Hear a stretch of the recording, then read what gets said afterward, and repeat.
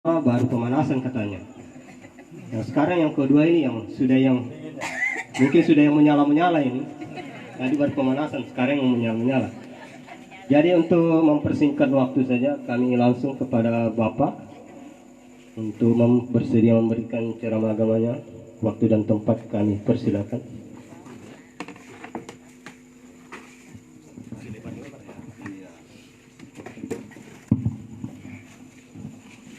Bismillah. Assalamualaikum warahmatullahi wabarakatuh.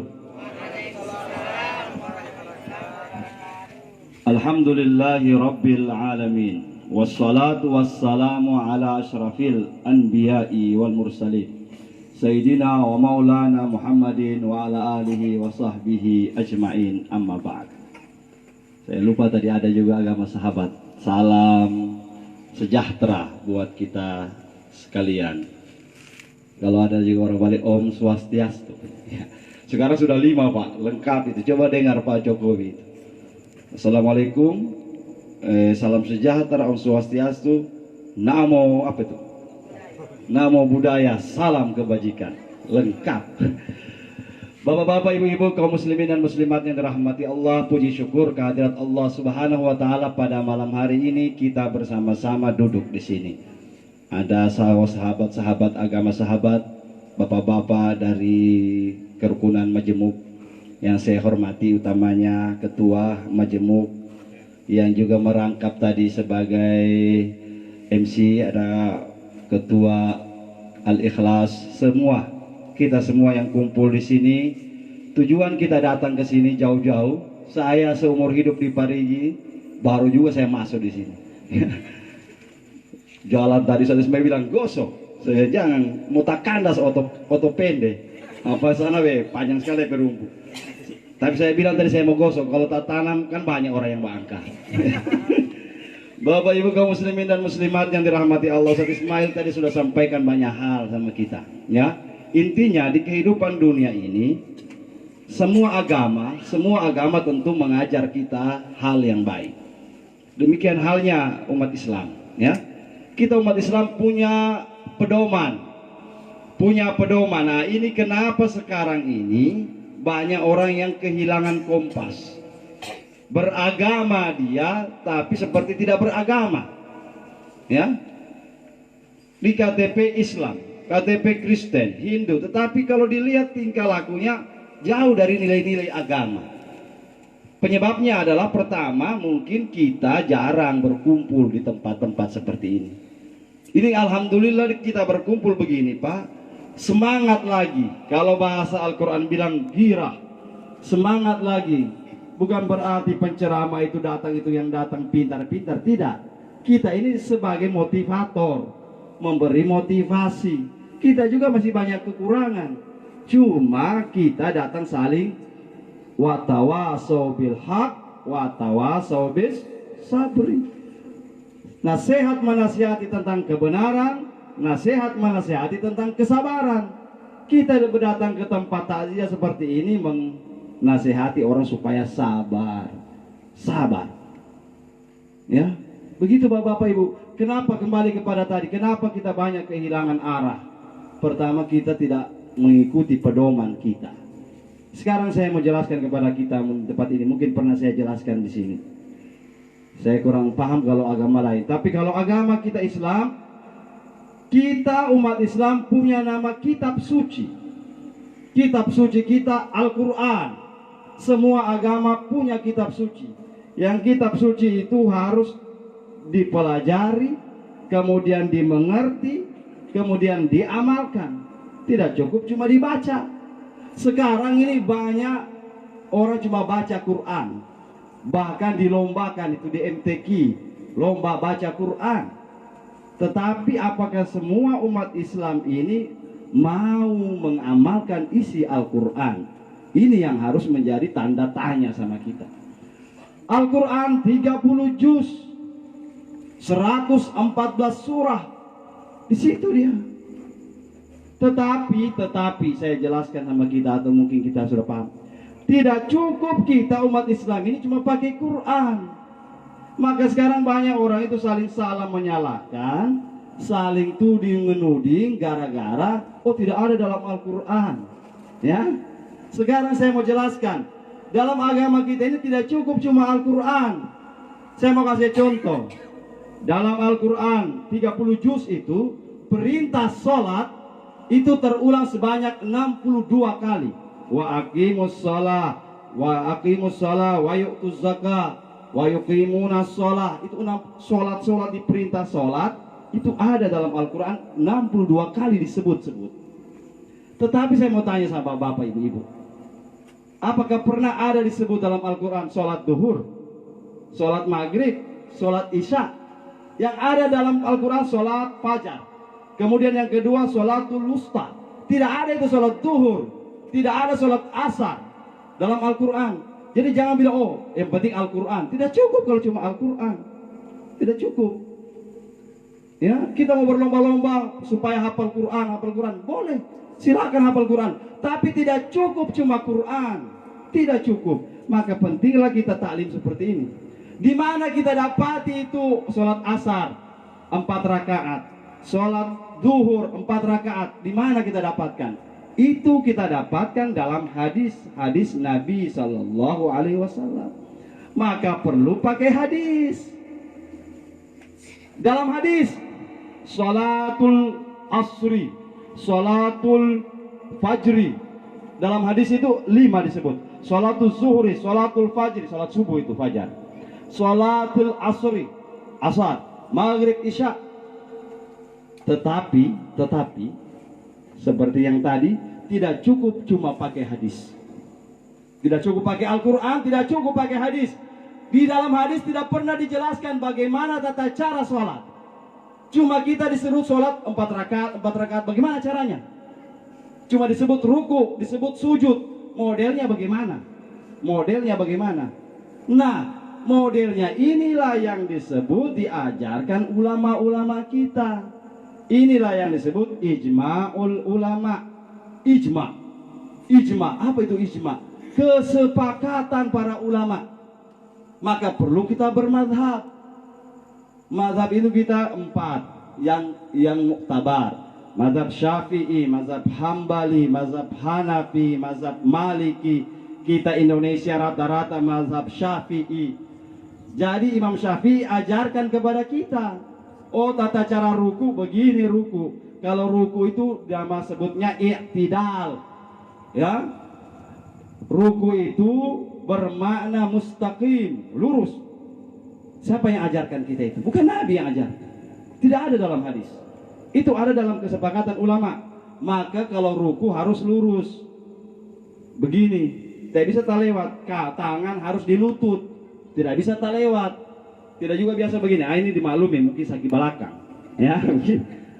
Tapi ada juga yang terlewat. Tidak bisa terlewat, Pak. Sudah dijelaskan ulama kita sampai di lutut. Karena dia ruku itu bermakna istiqam, lurus. Ya. Sujud. Bagaimana tata cara sujud? Dalam hadis, dalam Al-Quran tidak disebut sujud bagaimana caranya. Yang ajarkan kita siapa? Ulama kita. 7 anggota sujud. 7 anggota sujud itu harus kena di lantai. Tidak boleh tidak kena di lantai. Kalau tidak kena di lantai 7 anggota tubuh ini, berarti sujudnya tidak sempurna. Mana itu? Pertama, testa. Nah, maka kalau tidak sembahyang begini bawa topi. Begini, Pak. Tidak sholat. Tapi kalau sholat diangkat begini. Diangkat kelihatan sedikit rambut begini. Supaya ketika sujud, testa kena. Banyak sekarang orang Islam sembahyang begini. Pas sujud, topi yang kena. Bukan testa. Nah, ini tidak sempurna sujudnya. Tidak ada di hadis itu. Tidak ada di Al-Quran. Siapa yang ajarkan? Ulama. Pertama, ini. Kemudian yang kedua, 2 tangan, telapak tangan. Nah, berarti sudah 3. Mana lagi? 2 lutut. Tidak boleh pas sujud lutut diangkat sebelah. Macam istirahat kuda. Tidak bisa itu, Pak. Kecuali apa boleh buat ada babisul di lutut. Nah, diangkat sedikit. Tapi kalau tidak babisul, pasang. Berikutnya yang banyak salah itu pada saat telapak kaki. Jari kaki itu harus dilipat pada saat sujud. Begini. Bukan ditaruh begini. Ah, ini siapa yang ajarkan? Tidak ada di hadis, tidak ada di Al-Quran. Jadi kalau ada orang bilang, oh yang penting tiada dalam Al-Quran, tiada dalam hadis. Jangan, bukan cuma hadis Al-Quran ini Pak. Ada namanya ijma ulama. Imam Syafi'i mendapatkan mendapatkan dari gurunya sampai kepada Sayyidina Ali, sampai kepada Rasulullah SAW. Berarti sholat yang kita kerjakan sekarang ini, itu sholatnya Rasulullah. Karena Nabi mengatakan, sallu, sholatlah kamu, kama ra'aitumuni usalli, seperti kalian melihat aku sholat. Saya mau tanya kita satu dunia ini, bukan cuma yang baru ini, tindakin. Satu dunia ini sekarang yang masih hidup, pernahkah kita lihat Nabi sholat? Tidak pernah. Nabi 1400 tahun yang lalu. Dari mana kita bisa tahu Nabi sholat seperti yang kita buat sekarang? Itu kan ulama yang ajarkan dari turun temurun. Berikutnya, sudah 3. Tidak ada dalam Al-Quran, tidak ada dalam hadis Nabi, tidak ada ijma ulama. Ada berikutnya kias. Nah ini, maka pedoman kita umat Islam ini 4. Al-Quran, hadis, ijma ulama, kias. Saya mau tanya dulu. Dalam Al-Quran, ya ayyuhalladzina amanu, wahai orang-orang beriman, innamal khamru wal maisir, sesungguhnya khamar, minuman keras. Itu dalam Al-Quran, tapi tidak disebut mereknya. Botak kepala kita Pak, mau cari merek apa dalam Al-Quran, tidak ada dijelaskan. Botak kita mau cari, ya. Dapat cari di hadis, tidak ada di hadis. Cap tikus, tidak ada, ya. Topi miring dan sebagainya, cap bebek dan sebagainya. Ijma ulama tidak kenal juga itu. Sekarang di dalam Al-Quran cuma disebut hamar. Kenapa sekarang narkoba dibilang haram? Padahal kalau mau dicari dalam Al-Quran tidak ada itu. Mana Al-Quran ada narkoba? Mana dalam hadis ada narkoba? Ulama tidak tahu itu narkoba. Nanti sekarang itu baru ada narkoba. Kenapa ulama menyebutnya itu haram? Kalau orang tidak belajar, tidak dengar ceramah, dia bilang, ah ini tak salah ini. Tidak ada dalam Al-Quran. Saya pernah tanya itu, kenapa itu minum narkoba? Dia bilang, Ustaz, tidak ada dalam Al-Quran narkoba. Yang dilarang yang dilarang itu minuman keras. Oh begitu ya. Hadis tidak ada juga Ustaz. Ulama tidak ada yang bilang narkoba. Saya bilang itu tidak tahu namanya kias. Mengkiaskan sesuatu itu, ulama mengkiaskan sesuatu dengan sesuatu. Contoh, dalam hadis, al-muskiru haraman, kullu muskirin haramun, setiap yang memabukkan haram. Itu dalilnya dalam hadis. Kullu muskirin haramun, setiap yang memabukkan haram. Qaliluhu wa kathiruhu, sedikit atau banyak memabukkan dia haram. Maka cap tikus masuk, narkoba juga masuk, ya. Kalau makan tape sampai mabuk masuk juga. Ada orang makan tape, tak hede-hede, mabuk. Haram itu, ya. Kan dibilang kullu muskirin, setiap yang memabukkan haram. Ya Pak, jangan, makanya kita tidak boleh. Oh tanya dulu, oh kenapa bisa? Tidak ada dalam hadis Nabi, tidak ada. Itu namanya kias. Dikiaskan, disifatkan sesuatu itu dengan sesuatu. Contoh, saya mau kasih contoh lagi sama Bapak.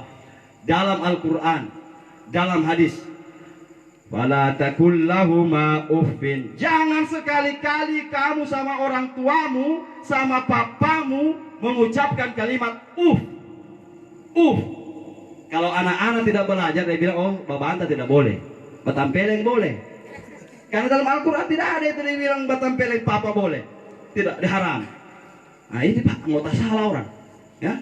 Karena dalam Al-Quran cuma disebut jangan bicara Maka inilah fungsinya kias yang keempat tadi. Sedangkan babantal haram, apalagi tampeleng orang tua. Itu namanya tadi Bapak Ibu. Mudah-mudahan kita sudah bisa memahami semua bahwasanya tidak cukup Al-Quran, tidak cukup hadis, ada ijma ulama, ada kias. Maka marilah kita bersama-sama datang di acara-acara seperti ini, kita dengarkan apa yang disampaikan, karena ini penting sekali buat kita. Bapak Ibu kaum muslimin dan muslimat, berikutnya ada dalam usulul fikhi itu disebut urf. Nah ini yang penting saya jelaskan. Banyak sekali yang bertanya ini, lewat langsung sama saya melalui media juga, Ustadz, saya ini bangun rumah, aku bantah saya dengan saya punya mama. Mama bilang pasang adat-adat suami tidak mau, dia bilang syirik. Bagaimana sebenarnya itu Ustaz? Ada juga kalau ada 7 bulan, anak 7 bulan, orang Jawa 7 bulanan, ya begitu ya. Orang Gorontalo naik bue-bue dibikinkan adat. Bagaimana sebenarnya dalam Islam ini? Nah, inilah yang namanya urf. Urf itu tradisi, maka urf itu terbagi dua. Kebiasaan atau adat itu dua. Ada urf yang sahih, yang tidak melanggar agama. Ada kebiasaan, adat, tradisi yang mufsid. Bahasa usulnya mengatakan yang melanggar agama. Sekarang kalau kita bangun rumah, kalau ada makanan di situ, kenapa kalau ada makanan? Misalnya ada biapong, ada ini, itu kan makanan. Yang dilarang itu tiang raja ditaruh ageng nasi. Ya, tiang raja, taruhkan nasi, kasih naik pisang, apa semua. Tidak boleh itu Pak. Karena itu walaupun kebiasaan orang tua, tetapi itu melanggar. Tidak ada syariat mengatakan siapa yang dikasih makan itu. Yang dikasih makan jintan tuh. Ya, nggak usah kita pakai. Oh, tidak boleh Ustaz. Saya ini bawa adat juga. Ya, semua kita punya adat. Tetapi yang kita pilih ini adat-adat yang tidak melanggar aturan agama. Kalau gunting rambut, kambing harus diangkat. Kenapa? Itu kan tidak melanggar agama. Ya, tidak melanggar agama. Inilah yang dibawa oleh ulama-ulama kita. Ulama kita Sunan Kalijaga, Sunan ini. Itu tradisi-tradisi orang-orang tua dulu, mereka Islamkan. Ya, ini adat ini Ustaz. Iya, mari sini adat. Saya punya abah termasuk itu sering. Ini apa? Adatnya orang di sini. Tidak dia bilang, oh haram itu, tidak. Tapi dia lihat dulu, apa dia punya adat. Ustaz, kalau ada orang gunting rambut, kelapa ditaruh Ustaz di situ. Kan kalau kita mau cari di hadis tidak dapat itu Pak.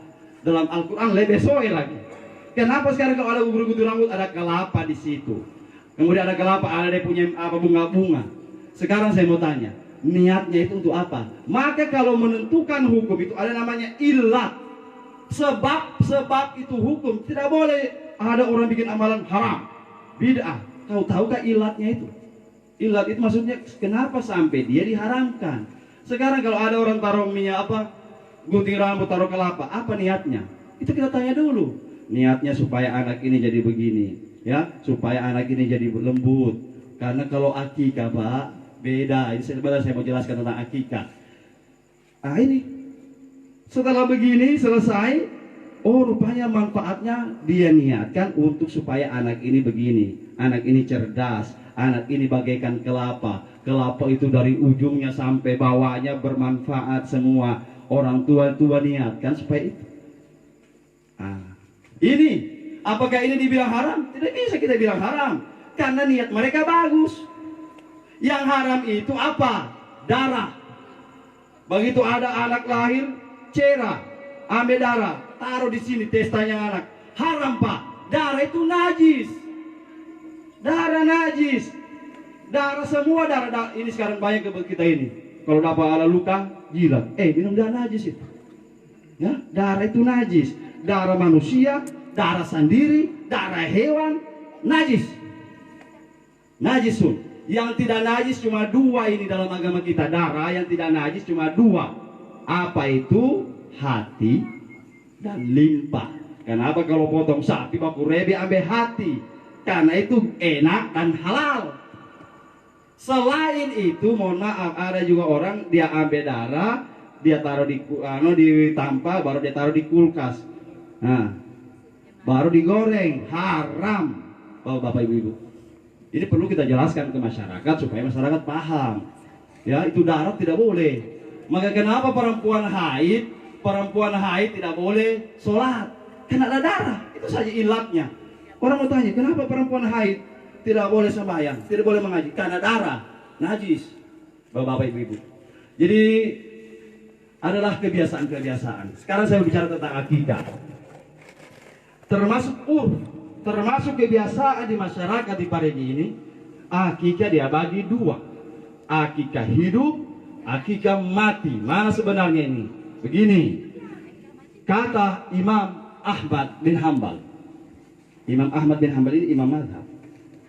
Beliau mengatakan, anak yang tidak diakikah oleh orang tuanya, ingat baik-baik Pak, anak yang tidak diakikah oleh orang tuanya, padahal orang tuanya mampu, maka nanti di hari kiamat Allah tidak izinkan anak ini menolong siapa saja, termasuk orang tuanya.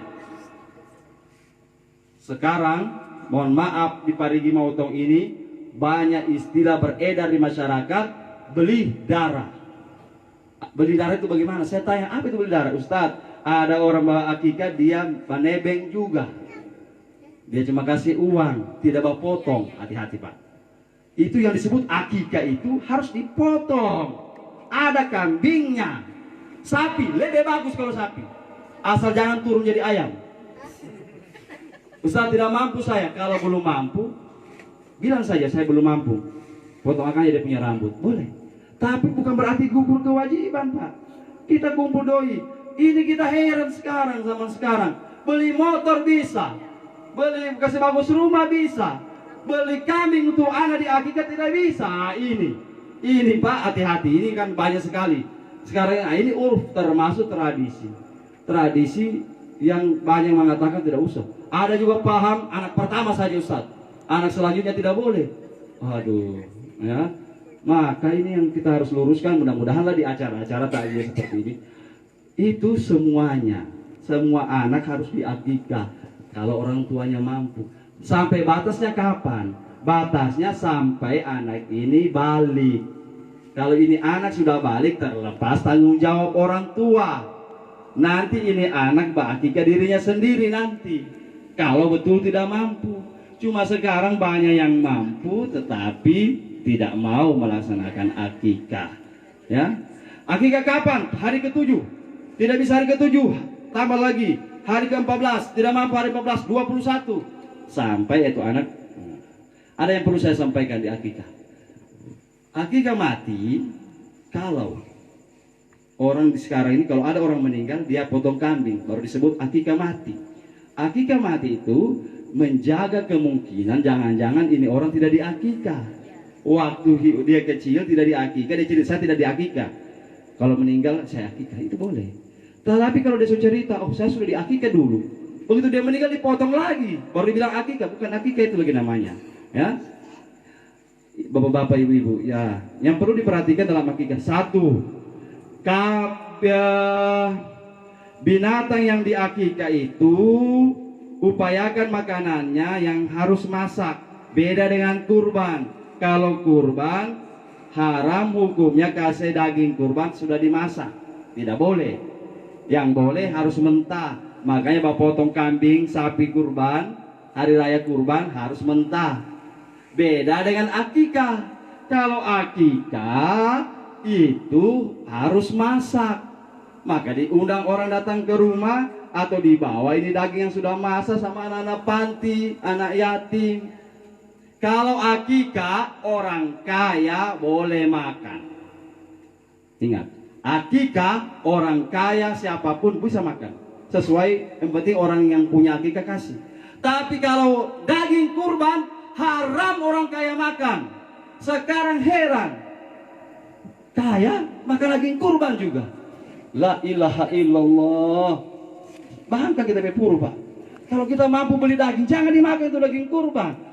Nabi sudah katakan, kalau daging kurban haram untuk orang kaya. Untuk orang yang miskin kasihan yang tidak pernah makan daging. Ini kita orang kaya dapat bantuan dari masjid kalau perlu. Ini Pak, jangan saya masih bisa beli daging. Bisa sih kasih yang tidak. Orang kaya ada mobil, makan daging kurban juga. Lebih hati lagi, la ilaha illallah Muhammadur Rasulullah.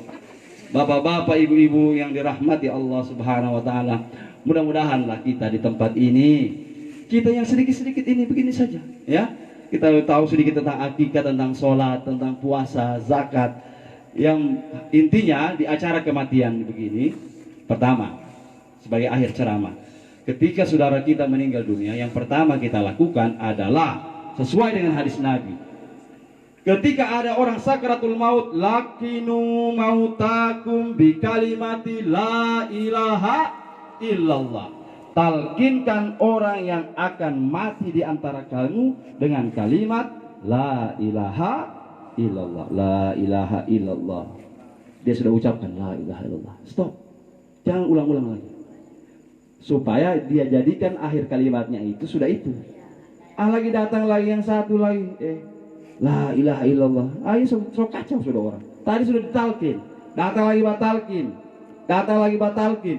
Sebenarnya satu kali kalau dia sudah ucapkan cukup, kecuali dia bicara yang lain lagi. Datang lagi anak turun dari mikrolet.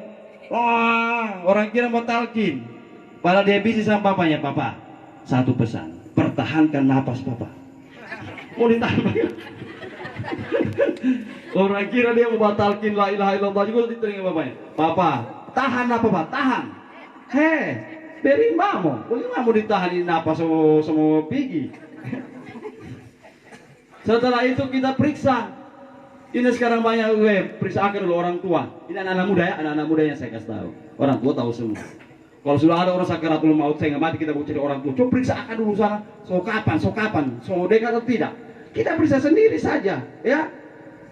Dibagi banyak sekali itu termasuk sama saya. Biar tengah malam maka saya bangun. Saya bilang rasa-rasa Jo. Dapat rasa dia itu, ya. Nabi SAW mengatakan kalau hidung sudah mulai mengering, telinga ini sudah mulai kondor, kemudian denyut nadi sudah mulai melemah, itu sudah tanda sudah mau berangkat, ya. Tidak usah lagi pakai orang tua sudah tidur, kamu ganggu lagi, ya. Bagaimana tanda-tandanya itu? Semua jadi, semua pergi tidak. Begitu saya pergi, oh iya, sudah bacakan Yasin, selesai ya. Saya pulang dulu ya. Dia bilang, jadi Ustaz kapan itu? Bukan saya yang tentukan. Bagaimana kamu tanya kapan? Memang saya malaikat pencabut nyawa. Biasa begitu. Begitu keluar saya ini dia mengantuk ini, baca Yasin. Sudah saya baca Yasin. Begitu sudah di atas motor, Ustaz kapan kira-kira? Kenapa tanya sama saya? Bapak Ibu kaum muslimin dan muslimat yang dirahmati Allah, ditaruhlah itu mayat. Ditaruhlah mayat itu dikasih menghadap ke kiblat. Kalau buka bajunya, dibuka baju ini yang banyak tidak sampai. Saya pikir kenapa ini belum diganti bajunya? Supaya menjaga jangan sampai busuk, bau busuk mayat itu disebabkan karena biasa pakaian yang dia pakai masih itu juga. Begitu sudah meninggal, buka bajunya, taruh kain saja, kan begitu. Jangan nanti tunggu dikasih mandi Ustadz baru dibuka bajunya. Itu biasa sampai bau, ya langsung dibuka. Mudah-mudahan itu sesuai apa yang diajarkan oleh agama kita. Setelah itu umumkan itu maksudnya supaya ada orang yang mau kerja, mau datang ini, mau datang melayat, diumumkan di masjid dan lain sebagainya. Berikutnya yang terpenting juga adalah sebagai akhir ini ceramah, ketika kita di acara takziah seperti ini, maka niatnya pertama kita datang ramai-ramai di sini, berikan kebahagiaan buat mereka, ya, sabar, itu saja, sabar. Karena kata Rasul, kata Allah ini jelek sekali, keras sekali. Dalam hadits qudsi, siapa orang yang tidak reda, malam yarda bikadai, barang siapa yang tidak reda dengan ketetapanku, kata Allah, falyakhruj min ardi was samai, maka dia keluar dari kolong langit itu, kata Allah, diusir. Jadi biasanya terjadi ada orang menangis dan sebagainya, tetapi yang dilarang menangis ini niyaha, bahasa hadisnya. Apa itu niyaha? Menangis sambil berbicara. Kalau menangis terus biar satu hari satu malam tidak apa-apa. Dia menangis. Ada juga, jangan menangis. Bagaimana tidak menangis? Bapaknya yang mati, istrinya, mamanya meninggal. Kasih dia menangis. Mau sampai besok dia menangis, terserah. Yang dilarang itu menangis yang mana? Menangis berbicara. Kalau ada orang menangis leser mulu, jangan bicara, menangis saja, ya. Ada juga ini menangis datang malu juga, orang pada bilang, kalau kamu taruh di rumah sakit tidak mati papa ini, nah itu yang haram, Bu, haram. Tapi kalau dia menangis, mau sampai besok dia menangis, kasih dia. Ya, ini sekarang tidak boleh karena air mata. Siapa bilang? Tidak boleh karena air mata mayat. Siapa bilang? Ini yang dibikin-bikin. So ini Ustaz Ismail bilang tadi bid'ah yang kamu bekeng-bekeng, yang tidak ada ajarannya agama, dibikin-bikin sendiri. Siapa bilang? Nabi menangis si anaknya Ibrahim, air mata Nabi bercucuran di badan anaknya. Baru kamu bilang tidak boleh kena air mata, itu mayat. Bapak ibu-ibu yang dirahmati Allah Subhanahu wa taala. Mudah-mudahanlah kita di enam baru ini oleh Allah Subhanahu wa taala diberikanlah pemahaman sedikit demi sedikit. Bukan berarti kita pintar, tidak. Kita cuma saling berbagi di tempat ini. Mudah-mudahan ada manfaatnya.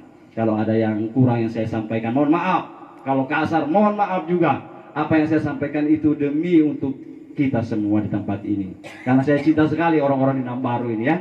Akhirul kalam. Mudah-mudahan kita doakan almarhumah diterima semua amal ibadahnya. Kalau ada salahnya dimaafkan oleh Allah Subhanahu wa taala. Ala hadin niyah wa ala kulli niyatin shalihah. Al-Fatihah. A'udzubillahi minasyaitonir rajim. Maghdubi alaihim waladdallin. Bismillahirrahmanirrahim. Allahumma shalli ala sayyidina Muhammad wa ala ali sayyidina Muhammad. Allahumma ighfir laha warhamha wa'afiha wa'fu anha. Allahumma adkhil fi quburiha rawha wa rayhan wal fusada wal aman wal afwa wa ridwan ya Hannan ya Mannan ya man idza su'ila a'ta wa idza su'ina an wajal akhir kalamina minad dunya indan tihai ajalina qaula la ilaha illallah Muhammadur Rasulullah sallallahu alaihi wasallam fa ya ayatuhan nafsul mutmainnah irji ila rabbika radiyatan maradiyah fadkhuli fi ibadi wa dkhuli jannati inna lillahi wa inna ilaihi rajiun. Dawam fi subhanakallahumma wa tahiyyatu fi salam wa akhiru da'wana alhamdulillahi rabbil alamin. Akhirul kalam, wallahu musta'an. Wassalamualaikum warahmatullahi wabarakatuh.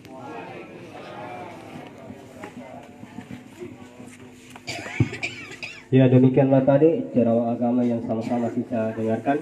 Mudah-mudahan apa yang telah disampaikan bisa kita ambil sebagai ilmu untuk melaksanakan ibadah kita kepada Allah.